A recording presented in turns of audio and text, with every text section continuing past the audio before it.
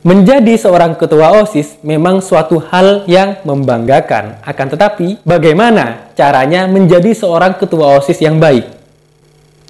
Simak terus.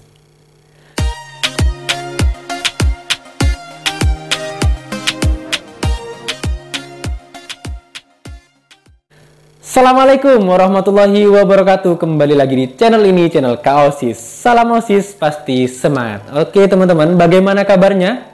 Semoga teman-teman sehat, saya juga sehat. Dan untuk teman-teman yang senantiasa setia untuk menonton video-video terbaru di channel ini, saya ucapkan terima kasih banyak teman-teman. Dan bagi kalian yang masih baru pertama kali mampir di channel ini, menonton video ini, tahu dengan saya perkenalkan diri, nama saya Hoyrul Masud. Silahkan klik tombol subscribe dulu teman-teman, dan klik tombol loncengnya agar kalian bisa mendapatkan notifikasi ketika channel ini mengupload video-video terbaru teman-teman. Ya, oke, tanpa berlama-lama lagi kita langsung saja ke videonya tentang cara menjadi ketua OSIS yang baik. Sebelum kita masuk ke caranya, saya mau memberikan intro dulu teman-teman. Intro itu apakah awalan ya. Jadi sebelum kalian mencalonkan diri sebagai ketua OSIS atau menjadi ketua OSIS, ada baiknya kalian aktif dulu di OSIS sebagai pengurus OSIS dalam satu masa jabatan sebelumnya.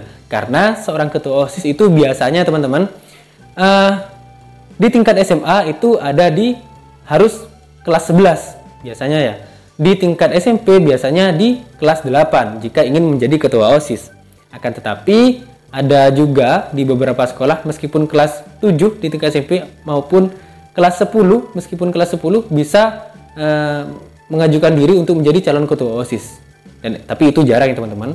Kebanyakan ketua OSIS itu dipilih dari siswa dan siswi di kelas 8 atau kelas 11 di tingkat SMA maupun SMK sederajat. Saran saya, jika kalian memang ingin menjadi ketua OSIS, silahkan menjabat atau mencalonkan diri menjadi pengurus OSIS terlebih dahulu di periode sebelumnya. Misalkan, saya nanti ketika SMA ingin menjadi ketua OSIS.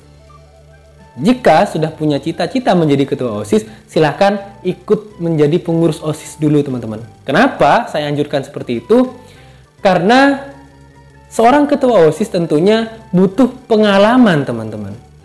Jika di tahun sebelumnya teman-teman masih belum pernah ikut menjadi pengurus OSIS, otomatis teman-teman akan kebingungan nanti ketika teman-teman menjabat sebagai ketua OSIS. Di tahun sebelumnya seperti apa ya acara ini? Jika teman-teman belum pernah menjabat sebagai ketua OSIS di tahun sebelumnya. Akan tetapi jika di tahun sebelumnya teman-teman sudah menjabat sebagai pengurus OSIS, otomatis ketika teman-teman menjadi seorang ketua OSIS, oh tahun kemarin itu seperti ini acaranya. Oh ternyata misalkan kalian tahun kemarin ada di Sekbid yang ketiga. Nah di Sekbid ketiga ini acaranya seperti ini. Oh berarti tahun ini juga punya ancang-ancang seperti itu. Jadi sudah ada pandangan teman-teman. Misalkan teman-teman dulu ada di Sekbid 3 Bela Negara, kemudian menjadi ketua OSIS dan saat ini mau mengadakan kegiatan di Sekbid pertama tentang keagamaan atau ketakwaan kepada Tuhan Yang Maha Esa. Teman-teman di tahun sebelumnya harus aktif, bukan hanya di bidang teman-teman sendiri, akan tetapi juga kuasai setidaknya konsep dari semua acara teman-teman. Misalkan dalam bulan ini ada acara di Sekbid kedua, cari tahu konsep acara di bidang kedua itu seperti apa. Acaranya seperti ini ternyata. Bentuk proposalnya itu seperti ini. Setidaknya teman-teman tahu. Ya, cari tahu teman-teman. Atau konsep acaranya itu seperti ini. Atau intinya teman-teman harus aktif dan ikut dalam kegiatan tersebut. Ya, teman-teman. Jadi, ketika teman-teman nanti menjadi ketua OSIS, teman-teman akan tahu khususnya di acara tahunan biasanya teman-teman.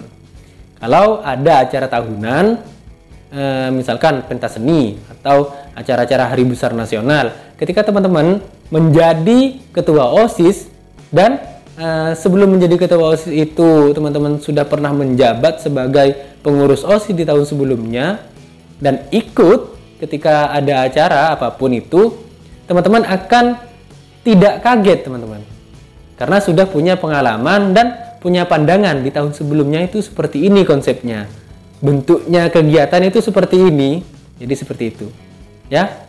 Jadi saya anggap paham teman-teman. Jadi usahakan menjabat sebagai pengurus OSIS dulu sebelum mencalonkan diri menjadi ketua OSIS di tahun berikutnya. Jadi seperti itu ya teman-teman.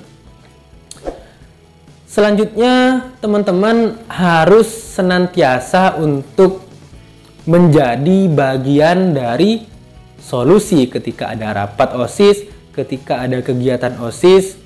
Teman-teman sebelum menjadi ketua OSIS harus sudah sering menjadi bagian dari solusi ketika ada masalah atau problem yang ada atau ditemukan di OSIS, maka teman-teman usahakan menjadi bagian dari solusi teman-teman.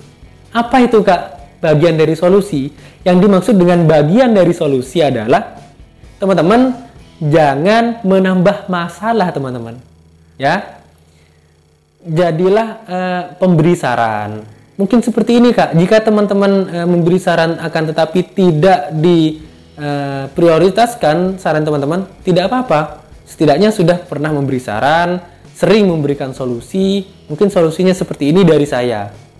Jika diterima alhamdulillah oke, jika tidak diterima ya sudah tidak apa-apa. Jadi seperti itu ya teman-teman.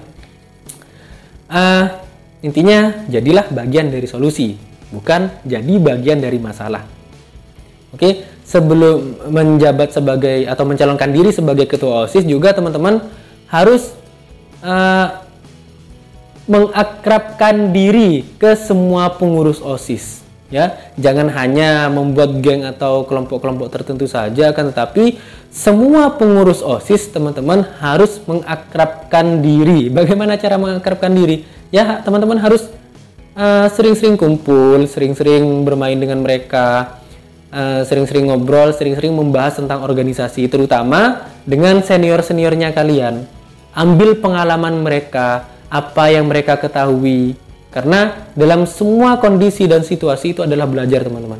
Oke, bukan hanya di kelas saja belajar tersebut, dan teman-teman harus bisa untuk mengambil pengalaman mereka teman-teman. Misalkan, terutama pengalaman ketua OSISnya. Bagaimana Kak rasanya menjadi ketua OSIS tersebut? Bagaimana Kak kalau jadi ketua OSIS itu begini-begini? Oh, nanti teman-teman akan paham dan merasakan sendiri bagaimana caranya menjadi seorang ketua OSIS, bagaimana caranya memimpin sebuah organisasi. Dengan cara wawancara seperti tadi, ngobrol saja teman-teman. Dan apabila teman-teman akrab dengan semua pengurus OSIS, otomatis teman-teman ya ketika teman-teman nanti menjabat sebagai ketua OSIS, saat teman-teman membutuhkan mereka, mereka akan senang hati, dengan senang hati untuk membantu kamu sebagai ketua OSIS.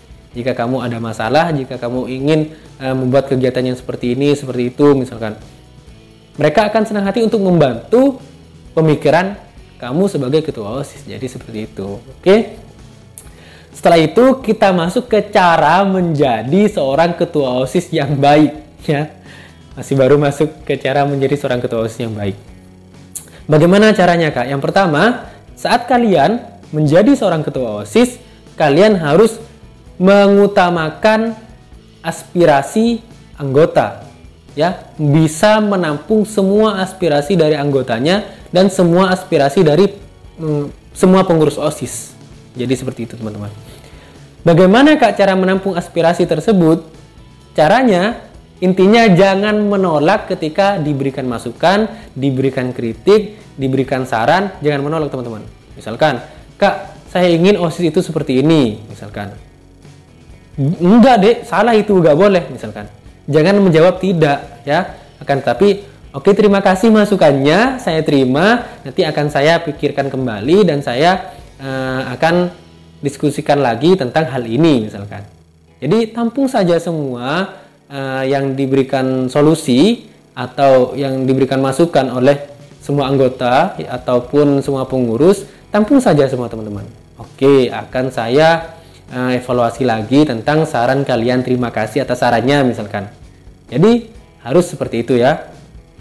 Selanjutnya yang kedua, harus bisa menjadi seorang pemimpin yang demokratis. Karena kenapa? Jika kalian menjadi seorang pemimpin yang demokratis, lebih dulu saya ingin menjelaskan bahwa pemimpin demokratis itu maksudnya pemimpin yang mengutamakan musyawarah mufakat, teman-teman. Kenapa seperti itu? Kalian harus mengutamakan musyawarah mufakat ketika menjadi seorang ketua OSIS. Karena yang pertama, kalian masih baru pertama kali mungkin memimpin organisasi. Jika tidak pertama kali, setidaknya kalian sebagai ketua OSIS itu bukan sudah memimpin jabatan tinggi, teman-teman, tapi masih belajar untuk berorganisasi ya. Kalau di OSIS itu memang real jabatan kalian itu seorang ketua OSIS, dan OSIS itu memang organisasi nyata di tingkat sekolah, tapi kalau masih di tingkat sekolah itu kita masih belajar organisasi sebenarnya, teman-teman.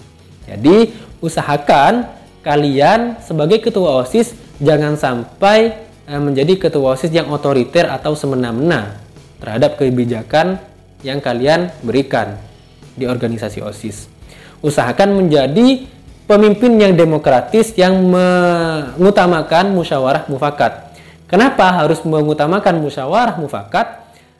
Supaya teman-teman semua pengurus OSIS bisa menganggap teman-teman lebih berwibawa dalam memimpin organisasi.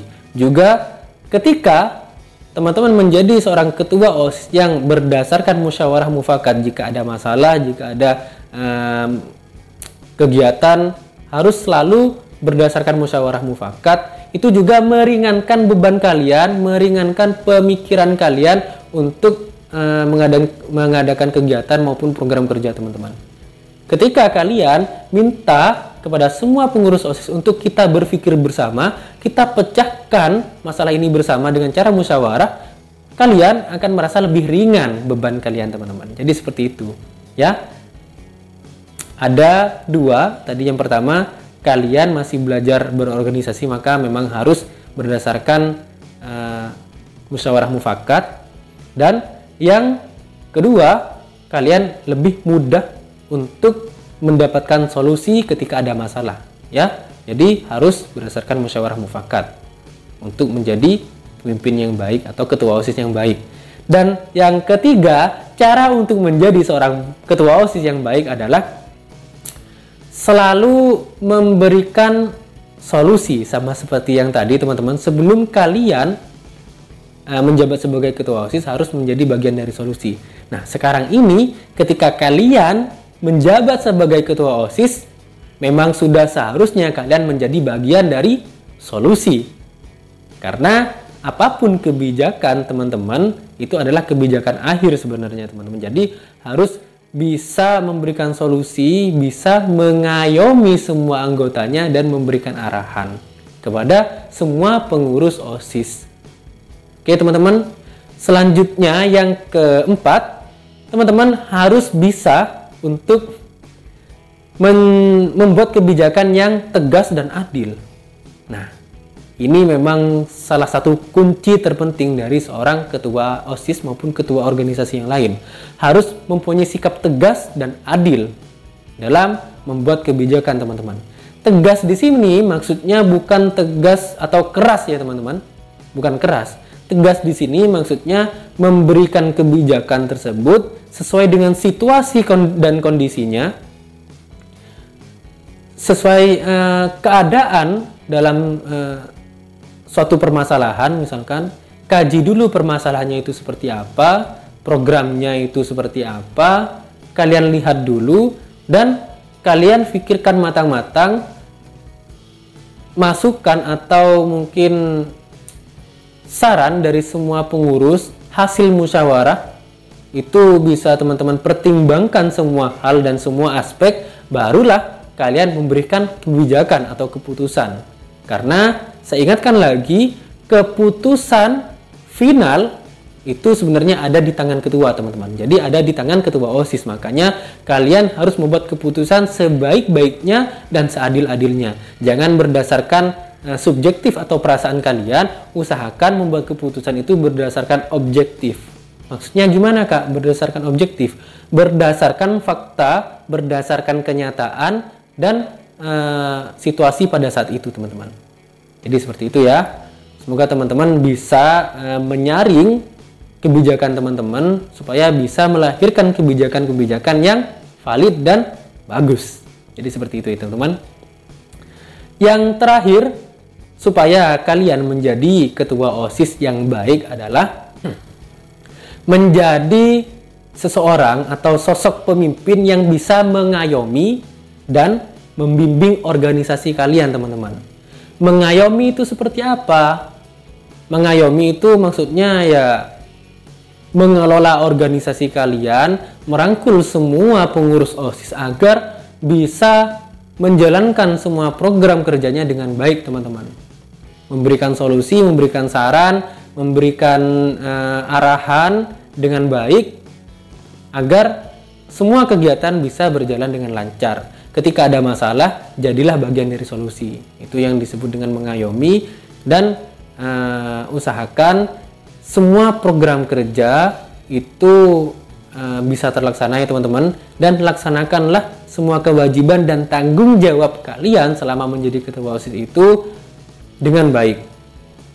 Sebenarnya paling terakhir, jika kalian ingin mendapat titel sebagai ketua OSIS yang baik, LPJ atau laporan pertanggungjawaban kalian harus diterima di akhir periode, teman-teman. Bagaimana caranya? Kalian ketika membuat proposal itu harus lengkap. Ketika membuat laporan kegiatan atau laporan pertanggungjawaban masing-masing kegiatan, tiap kegiatan itu harus ada ya, teman-teman. Jadi harus ada proposalnya. Setelah acara selesai, ada laporan pertanggungjawabannya. Ketika di akhir periode ada satu proposal laporan pertanggungjawaban yang menunjukkan bahwa ada program kerja yang terlaksana, ada program kerja yang tidak terlaksana. Apabila program kerja tersebut tidak terlaksana, nyatakan dengan beri keterangan bahwa program kerja tersebut tidak terlaksana karena hal apa, misalkan seperti itu ya, teman-teman. Dan buatlah laporan keuangan atau bendahara OSIS dengan sebaik-baiknya, jangan sampai ada kesalahan, teman-teman. Ya. Sebelum menjadi proposal laporan pertanggungjawaban, usahakan laporan keuangan bendahara OSIS selama satu periode jabatan tersebut harus sudah valid dan bisa dipertanggungjawabkan, teman-teman. Jika laporan pertanggungjawaban kalian diterima, ya sudah, selesai, jabatan kalian berakhir dan kamu sebagai ketua OSIS sudah dinyatakan sebagai ketua OSIS yang baik dan berhasil, teman-teman. Jadi seperti itu. Semoga video ini bisa bermanfaat. Mohon maaf jika ada salah-salah kata dari saya. Jika video ini bermanfaat, silahkan klik like, juga komen video ini apa yang kurang, dan semoga kalian semua bisa mendapatkan manfaat yang baik dari video ini. Terima kasih. Kurang lebihnya saya mohon maaf. Wallahul muwaffiq ila aqwamit thoriq. Wassalamualaikum warahmatullahi wabarakatuh. Salam OSIS, pasti semangat.